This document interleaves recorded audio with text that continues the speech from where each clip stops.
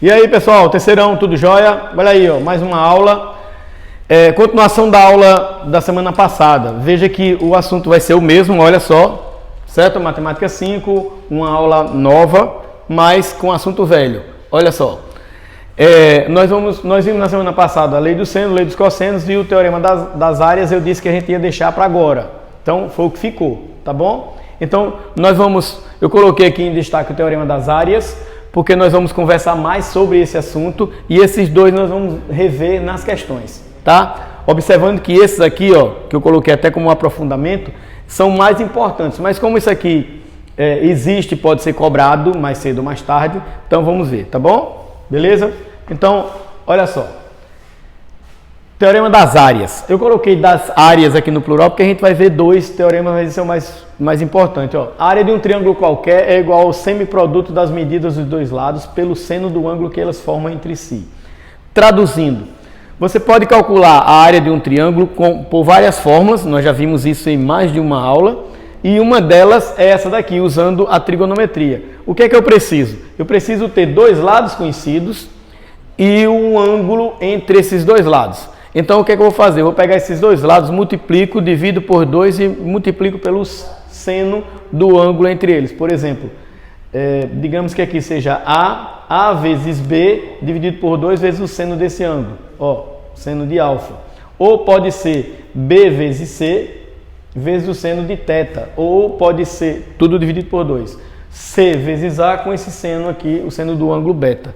Então, é sempre o produto de dois lados, dividido por 2, daí o nome, a palavra semiproduto, né? Metade do produto de dois lados e o ângulo entre eles. O que torna essa forma menos utilizada do que outras, como por exemplo, base vezes altura dividido por 2, é que ela é específica, né? Você precisa ter os dois lados, inclusive o ângulo entre eles. Não é? Se você não tiver, você tem que ter na questão algo que te faça encontrar esse ângulo. Então, necessariamente, dois lados e o ângulo entre eles, tá bom? Agora, tem uma outra regra, ou melhor, um outro teorema menos comum, mas é importante conhecer, conhecimento nunca é demais, que é esse aqui, ó. É possível calcular a área de um quadrilátero em função das suas diagonais e do ângulo entre eles, certo? Normalmente, o quadrilátero a gente usa base vezes altura, não é? Quando é um retângulo, um quadrado. Quando você tem um losango, pode ser as diagonais dividido por 2, certo? Mas a gente normalmente não usa o seno, certo? A trigonometria. Mas existe a possibilidade, ó, isso serve para qualquer quadrilátero, tá? Então, se você tem as diagonais e o ângulo entre eles, dá para a gente usar isso daí, certo? Vai ser a metade do produto das diagonais vezes o seno. É a mesma fórmula. Não é? Veja que é a mesma fórmula anterior, não é? O produto de dois lados dividido por 2 vezes o seno do ângulo formado por eles. Agora, lembre que se a gente pensar num triângulo, a gente iria usar só a metade da diagonal, né? Nesse caso, vai usar a diagonal inteira e esse ângulo aqui, ó, certo? Esse ponto normalmente é o centro de gravidade e esse ângulo formado aqui. Você pode fazer um teste desse jeito com um quadrado, por exemplo. Lembrando que o quadrado tem um ângulo entre as diagonais, é um ângulo de 90 graus. A gente teria que colocar aqui 190, que seria 1, né? Então fica mais fácil observar isso. É o que acontece, por exemplo, com o losango. No caso do losango, como é que a gente acha a área do losango? É o produto das duas diagonais dividido por 2. Por que não aparece o seno? Porque o losango tem diagonais proporcionais, então o seno de 90 é 1. Então esse aqui pode sumir, tá? Ok? Então, a ideia é essa. Agora, vamos rever aqui só, para a gente relembrar da semana passada, a lei dos senos, né? Que um lado está para o seno do ângulo oposto, assim como o outro lado está para o seno do seu ângulo oposto e assim por diante. Lembrando que isso tudo aqui pode ser igual a 2r, ou melhor, ao diâmetro de uma circunferência que esteja circunscrita, ou seja, que esteja por fora desse triângulo, né? Nós vimos a semana passada, inclusive fizemos algumas questões. Tá legal? E isso aqui, relembrando, a gente usa quando tem mais ângulo do que lado.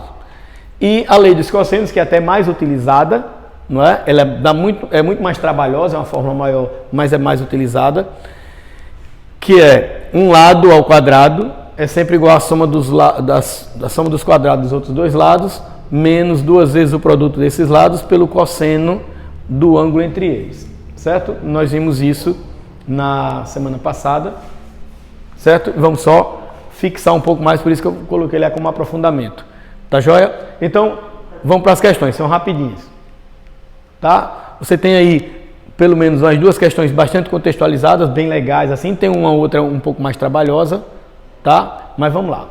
Olha só, primeira questão que está lá na página 79. Veja aí. 2 navios deixam um porto ao mesmo tempo. O primeiro viaja a uma velocidade de 16 km por hora e em curso de 45 graus, em relação ao norte no sentido horário. O segundo viaja a uma velocidade de 6 km por hora, a um curso de 105 graus em relação ao norte, também no sentido horário. Após 1 hora de viagem, a que distância se encontrarão separados os navios, supondo que eles tenham mantido o mesmo curso e velocidade desde que deixaram o porto? Então, veja só, você tem 2 navios. Pensa num plano cartesiano, né? Aquele eixo X, e aí você vai medir 45 graus em relação ao norte, certo? E 105 em relação ao norte. Então, qual seria o ângulo entre eles? Veja que você precisa ter o ângulo entre os 2 percursos do navio. Então, se você faz 105 menos 45, vai dar 60. Significa que as duas semirretas formadas pelo deslocamento dos navios vai ser de 60 graus. Uma outra coisa, e quanto é que qual vai ser o percurso de cada um dos navios? Então, ele diz aí que após 1 hora, então, se o navio 1 ele faz um percurso, tem uma velocidade de 16 km por hora, significa que em 1 hora ele vai percorrer 16 km, não é isso? E aqui o navio 2 vai ser 6 km. Então, vamos ver como é que eu organizei isso. Ó, após 1 hora, o navio 1 terá percorrido 16 km e o navio 2 6 km. Aí veja o que é que acontece. Ó, se a gente contar, nesse caso, em relação, o navio 1, ó, 45 graus, foi esse ângulo, e o outro foi 45 mais 60, né? Ó, que vai dar 105 graus. Lembre que é sempre em relação ao norte. Então, a diferença entre os dois, 105 menos 45, dá 60. Aí observe que você tem um triângulo com 2 ângulos conhecidos, dois lados conhecidos e um ângulo. E eu preciso achar isso aqui, ó. A que distância os dois estavam depois de 1 hora. Então, a clássica lei dos cossenos, né? Ó, usando a lei dos cossenos. Eu usei aqui a fórmula geral, né? Tipo A ao quadrado, mas no final das contas vai ficar D ao quadrado igual a 16 ao quadrado mais 6 ao quadrado, menos 2 vezes isso, 6 vezes 16, cosseno de 60. Né? Faltou o graus aqui de 60 graus, vocês sabem disso. Agora, resolvendo, 16 ao quadrado, 260, 256, 6 ao quadrado, 36. Esse produto aqui, ó, 16 vezes 6, é 16 vezes 6 vezes 2, aqui o cosseno de 60, que vai ser raiz de 3 sobre 2, né? Desculpa, vai ser 1 meio. Então, o cosseno de 60 é 1 meio, então eu já coloquei aqui o resultado dessa operação. Veja que você vai simplificar o 2 com o 2 de 1 meio, 6 vezes 16 dá 96, certo? Então, quando você faz esse somatório, vai dar raiz de 196, que é exatamente 14. Então, a resposta letra B, tá? Observe que aqui eu já coloquei o resultado de toda a operação aqui, ó. Cosseno de 60 é meio, né? Então, o meio vai se cancelar com esse 2. Então, ok? 196, raiz de 196, 14 km. Significa que a distância dos 2 navios, nessa 1 hora depois, dá exatamente 14 km. Certo? Então, aplicação direta da lei dos cossenos. A dificuldade dessa questão é colocar isso num gráfico e observar essa abertura, ou seja, o ângulo, né? Talvez aí seja a dificuldade da questão. Você sabendo colocar isso aqui, vai embora, certo? Ok? Lembrando que aparece aqui 105 graus, né? Essa distância daqui para cá, essa abertura aqui, são 105 graus. Para a gente usar 105 graus, caso precisasse, a gente teria que fazer aquela soma de ângulos, né? É um assunto que não tem aparecido no Enem, né? Então, mas é bom ficar ligado porque pode ser que apareça dessa vez. tá? Não é praga, tá? Mas é bom ficar ligado, beleza? Segunda questão, olha aí, segunda questão, o seguinte, a caminhada é uma atividade física que, quando realizada com frequência, torna-se eficaz na prevenção de doenças crônicas e na melhora da qualidade de vida. Para a prática de uma caminhada, uma pessoa sai do ponto A, passa pelos pontos B e C e retorna para o ponto A, como indica a figura. Está aqui, ó. Inclusive a raiz de 3 é 1,7. Quantos quilômetros ela terá caminhado se percorrer todo o trajeto? Ó, percorrer todo o trajeto, andar de A para B, de B para C e de C para A, porque ele volta para cá, matematicamente é o perímetro do triângulo, certo? Aí você não vai ver uma questão no Enem dizendo para calcular o perímetro do triângulo. Ela vai pedir para você fazer algo que signifique esse perímetro dentro de um contexto. Então o contexto é percurso total. O cara saiu de casa, foi até uma esquina, foi até outra e voltou para casa. Então ele fez um perímetro, né? Aí a gente vai ter que somar esses três lados. Eu tenho aqui 1 km, aqui 0,8 km, mas não tenho esse. Então eu vou precisar achar esse comprimento aqui. Quando é que ele andou de B para C, com certeza pelo desenho deve ser um lado maior, né? Certo? É um triângulo obtusângulo, ele é um lado maior. Então, quantos quilômetros ele vai percorrer, significa que eu vou achar isso aqui e depois somar com 1,5 km e 0,8 km. Beleza? Aí vamos pensar no que a gente vai fazer. Ó. O que a gente vai usar? Lei do seno, lei dos cossenos, teorema da área. Não pode ser teorema da área porque a questão não pediu área. Mas se ela pedisse área, daria para fazer. Eu tenho os dois lados e o ângulo. Não é? Daria para fazer a área desse triângulo. Beleza. Quando eu tenho dois lados e um ângulo, a gente usa lei dos cossenos para variar, né? Mais uma vez. Então, ó, utilizando a lei dos cossenos, eu coloquei aqui a fórmula. Eu vou chamar o BC, que é o lado que eu quero, de x. Então vai ficar x ao quadrado é 0,8 ao quadrado, 1 ao quadrado, menos duas vezes o produto dos dois lados vezes o cosseno de 150. 0,8 é 0,64, 1 ao quadrado, 2 vezes 0,8 é 1,6. Agora, de onde veio esse menos raiz de 3 sobre 2? Do cosseno de 150, né? Ó, lembre, no 150 graus é segundo quadrante, né? No segundo quadrante o cosseno é negativo, está do lado esquerdo, o cosseno é positivo do lado direito. Certo? E aí, negativo. E aí você calcula o que falta para 180. De 150 para 180, faltam 30 graus. O cosseno de 30 é raiz de 3 sobre 2. Não é isso? Então, substituindo aqui, o que a gente faz? Eu somei 0,64 com 1, 1,64. E esse 0,8 veio de onde? É o 1,6 dividido por 2, vezes a raiz de 3. Como a questão lá no desenho tem que a raiz de 3 é 1,7, eu substituí, multipliquei e deu isso aqui, ó. X ao quadrado é igual a 3. Ou seja, eu tenho que achar a raiz de 3, certo? Aí, como a raiz de 3 é 1,7, eu coloco aqui, ó, 1,7 km é a distância de B para C. É aquele lado que faltava, aquele percurso maior. Como a questão pede para você calcular a soma dos lados, ou seja, o perímetro, ou melhor, o percurso que a criatura fez, a pessoa fez, então você vai somar 0,8 mais 1 mais 1,7, que dá exatamente 3,5 km. Então ele fez um percurso de 3,5 km, tá? Então, questão fácil de fazer, só um pouco de trabalho por causa da lei dos cossenos, como a gente sabe, vocês sabem tão bem quanto eu, que dá sempre um pouco mais de trabalho, certo? Mas matemática não é para preguiçoso. Então, ó, terceira questão, penúltima questão. O paralelepípedo reto retângulo ABCDEFGH, está aqui, ó, as letras que indicam os vértices. Representado na figura tem os lados AB igual a 4, BC 2 e BF 2. Ou seja, AB é o comprimento, é 4, BC é a largura, 2, e BF, que isso aqui é a altura, certo? Que mede 2 também. Ele não é um cubo, é um paralelepípedo, né? 4, 2, 2. Tá? O seno do ângulo HAF. Não é uma questão do estilo do Enem, certo? Porque para o Enem isso aqui precisaria ter um motivo. Por que eu estou achando esse ângulo? Certo? Aqui é uma questão para a gente aprender a utilizar vários cálculos matemáticos, é uma questão grande, certo? Então, o que é que você vai fazer? O que é o HAF? Ó, H é isso, eu tenho que vir para cá, traçar uma reta até o A, do A até o F, e depois fechar aqui, ó. Então, eu vou ficar com um triângulo aqui, ó. no meio desse paralelepípedo. E a questão pede para achar o ângulo desse aqui.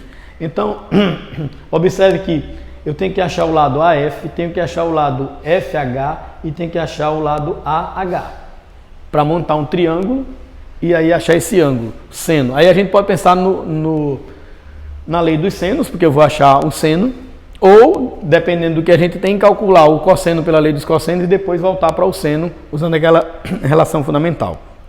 Essa é a questão que vai dar bastante trabalho, veja só. Então, tá aí, ó, aquele desenho que eu falei para você como é que ficaria. Ó.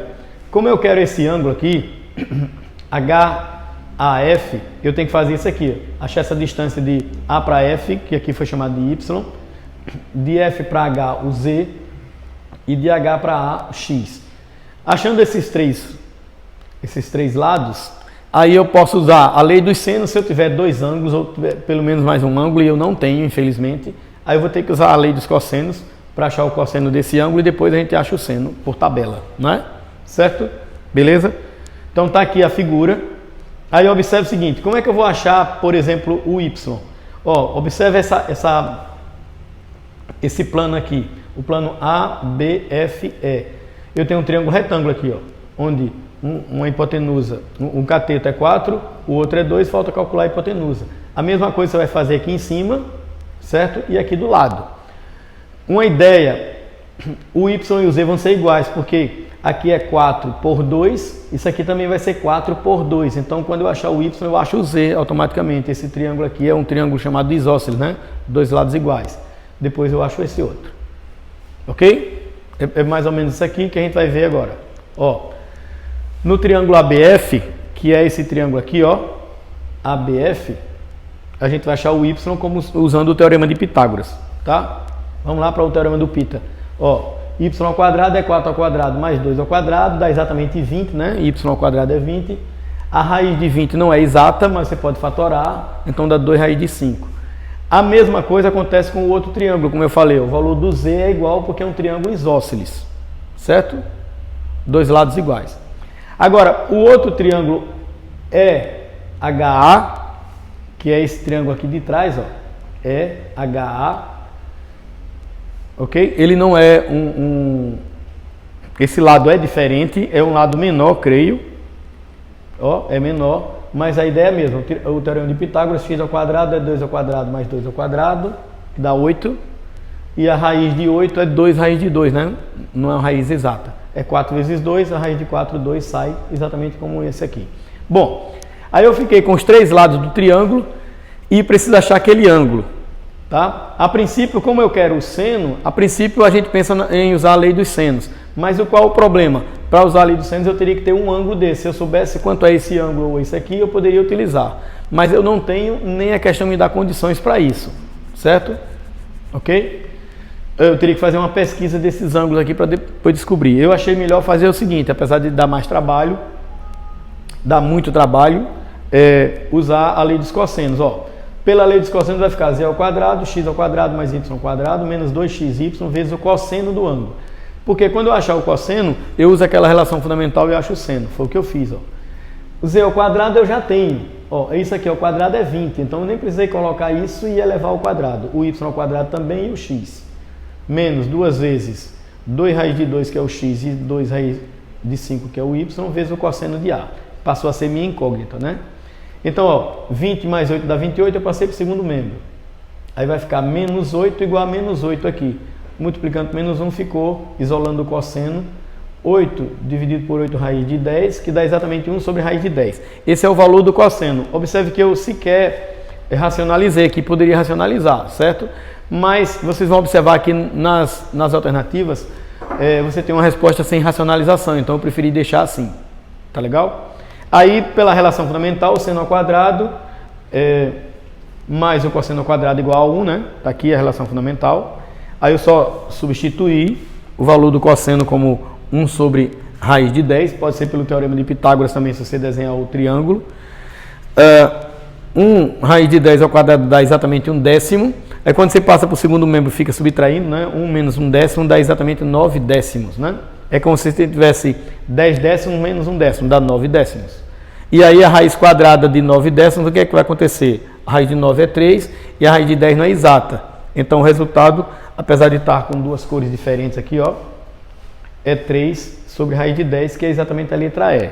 Ou seja, é uma questão muito difícil, não é só trabalhosa, é muito difícil, mas não é uma questão do estilo do Enem. Você pode encontrar isso naquele simulado da FUVEST, da Unicamp, que vocês encontram, certo? Que vocês fazem. É aquele tipo de questão mais tradicional, que eu não sei porque é que vocês reclamam das questões do Enem hoje, porque tem um texto grande. Geralmente tem um texto grande, mas não tem um cálculo tão grande assim, e se calcula geralmente uma coisa só com muito sentido, né? Se a gente for olhar pelo lado do Enem, pela contextualização, para que achar esse seno? Certo? Qual o motivo disso? Matematicamente tem muito, né? Mas na prática, o que é que você está fazendo? O Enem pode até ter uma questão dessa, mas ela tem uma explicação por que é que você vai fazer isso aqui. O objetivo é um outro. E a última questão, ó.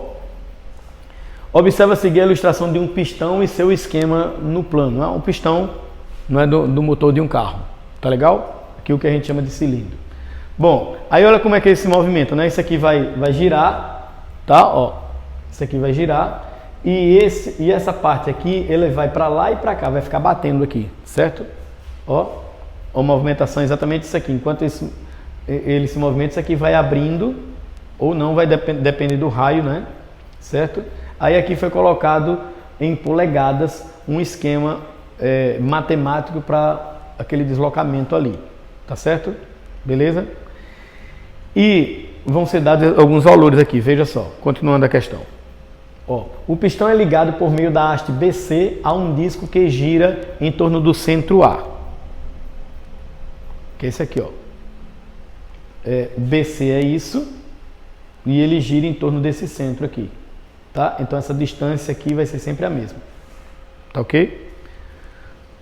Considere que o raio AB e a haste BC medem respectivamente 1 e 4 polegadas. À medida que o disco gira, o pistão move-se verticalmente para cima e para baixo, variando a distância AC e o ângulo BAC. Então,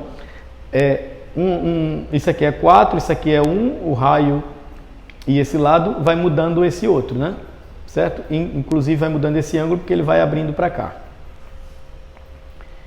Então, se a medida do ângulo BAC é dada por x radianos, é o que tem lá, a distância entre A e C em polegadas pode ser obtida pela seguinte equação. Bom, aí essa questão poderia ser do Enem, pelo contexto muito bem colocado, e inclusive a resposta literal tem aparecido no Enem. Esse tipo de resposta em função de uma letra, de um valor desconhecido e não de um número. Então, aqui vai ficar em função do seno e do cosseno, seja lá qual for, tá? É uma questão que vai dar bastante trabalho, tá? Vamos ver aqui como é que ficou a resolução. Ó, primeira coisa que você vai fazer, aqui o esquema, eu tenho que achar esse y, né? Certo? Aí você tem 4 e 1 e o ângulo. Então, se você tem dois lados e um ângulo, qual é a ideia? Usar a lei dos cossenos. Então já foi colocado aqui, ó. Observe. Vai ficar 4 ao quadrado, que é o lado oposto ao ângulo, sempre fica no primeiro membro. 1 ao quadrado mais y ao quadrado menos 2 vezes o produto desses dois lados pelo cosseno do ângulo que eu chamei de x. Então vai ficar 16 mais 1 mais y ao quadrado menos 2x mais cosseno de x. Arrumando isso aqui, ou seja, passando tudo para um membro só, vai ficar y ao quadrado menos cosseno de x vezes y menos 15, porque esse 1 vai para cá. Então o que acontece? Se você observar, por incrível que parível, isso é uma equação de segundo grau, não é? Onde você vai ter, ó, o A igual a 1, o B vai ser menos 2 cosseno de x, mesmo com o cosseno, acho estranho, mas é possível, e o C é menos 15. Ó, equação de segundo grau, você tem que usar a fórmula de Bhaskara. Então, a loucura toda dessa questão é essa. A gente pode fazer utilizando a lei dos as relações trigonométricas também. Aqui tem um produto, não é? 2 vezes o cosseno de x, a gente pode usar relações trigonométricas, mas dá tanto trabalho quanto. Então eu preferi nesse caso já aproveitar que ela dá uma equação de segundo grau e resolver a equação de segundo grau. Vai ter um certo trabalho no início, fica meio esquisito quando você vê trabalhar o b como 2 vezes o cosseno de x, mas você vai ver que tem como fazer as simplificações, tá bom? Então, lógico que aí envolvendo várias coisas de trigonometria. Beleza? Ó, então olha como é que vai ficar usando a fórmula de Bhaskara. Isso aqui é o valor do B, menos com menos dá mais, 2 vezes cosseno de x, mais ou menos a raiz de... Aí, desenvolvendo o b ao quadrado, dá isso aqui, ó, 4 cosseno ao quadrado de x, menos, com o menos do 15 vai ficar menos 4 vezes 15, certo? Tudo dividido por 2. Tá legal? Agora, o que é que se fez aqui, ó? Repetiu isso aqui, agora aqui a gente pode colocar o 4 em evidência. Ó, apareceu 4 aqui e aqui, então vai ficar cosseno ao quadrado mais 15. Então, por que esse 4 em evidência? Porque se eu tenho um produto, a raiz de 4 eu posso tirar. Aí vai ficar tudo multiplicado por 2, tá vendo? Ó? Significa que eu posso dividir tudo isso por 2, tá? Então, quando eu divido por 2, vai sumir o 2 daqui, daqui, daqui, e vai ficar o seguinte, você vai ter cosseno de x mais ou menos raiz quadrada de cosseno ao quadrado mais 15. Eu não posso achar a raiz quadrada do cosseno ao quadrado porque ele não é único aqui, nem é um produto, nem é uma soma.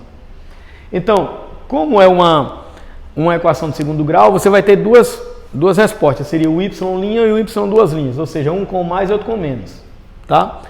Esse com menos não convém porque o y tem que ser positivo e esse valor, a tendência desse valor é dar negativo, porque ó, como é que eu sei que ele vai dar negativo? O cosseno de um ângulo, o maior valor do cosseno é sempre 1, aqui eu tenho 15, não é? Mesmo que esse cosseno aqui seja 0, a raiz de 15 é um número quase igual a 4, né? Maior do que 3. Então isso aqui vai ficar negativo. Então se que você está calculando uma distância, é impossível essa distância ser negativa, não é? Mesmo que você ande para trás, ela não é negativa. Então esse é o valor do cosseno, certo? Então o valor do y ficaria cosseno de x mais a raiz quadrada do cosseno ao quadrado mais 15. Tá legal? O problema é, a gente não tem isso lá nas alternativas, certo? Aí essa questão tem, além de tudo, tem essa pegadinha, o grande defeito dela é esse aqui. Aí o que é que vai acontecer? Você vai ter que substituir o cosseno ao quadrado por 1 menos seno ao quadrado. De onde desgraça você tirou isso? Lá daquela relação, seno ao quadrado mais cosseno ao quadrado igual a 1, né? Certo?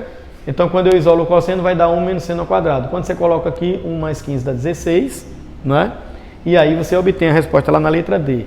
Veja que essa resposta com cosseno e cosseno não tem, certo?